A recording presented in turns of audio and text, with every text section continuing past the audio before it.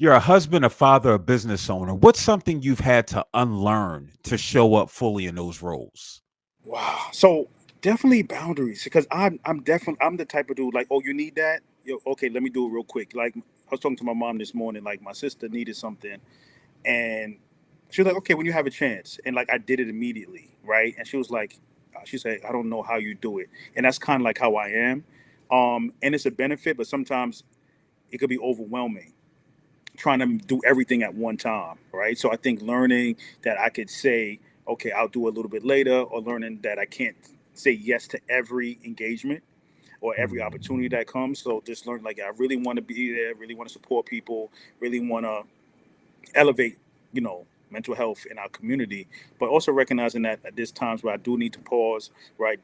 Being intentional about taking pauses and things like that. So I had to learn that I can't attend every event. I can't say yes to everything. And I can't say, well, I can't right now, but I'll do it in a few. Or I can't come to your event, but I could support with a donation. You know what I'm saying? So Mhm. learning that, right? And not having that guilt that, man, I didn't show up, or, I didn't do it right away and things like that. So I had to learn that um, the hard way. So, with that being said, what comes up for you in the event where somebody reaches out and say, "Arron Muller, Doctor Muller, can you speak at our event? Can you help me with such and such?" What comes up for you when you say you can't?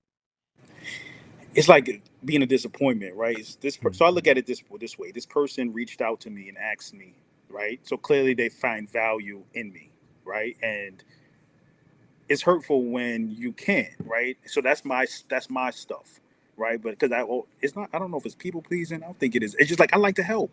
I think that's what kind of I'm God fearing guy. So I think God, not think He put me in this position because outside of this, I'm not a talkative person. I'm a pretty chill, quiet person.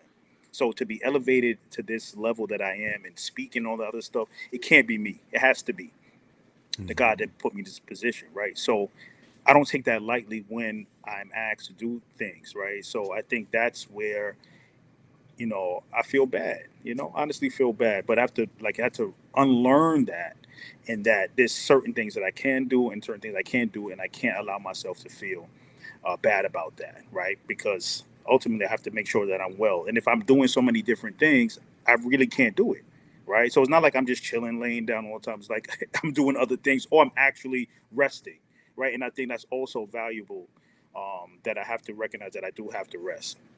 Yeah. Yeah.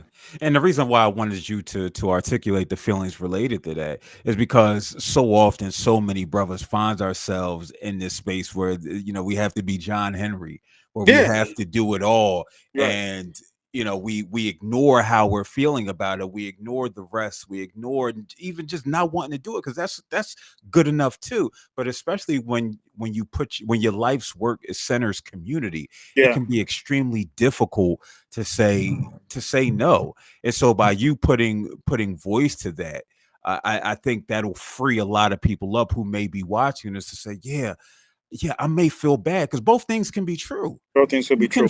You can feel bad, but also recognize that this may be momentary, but also I need to rest and recoup and recover because I need to be here for the long haul too.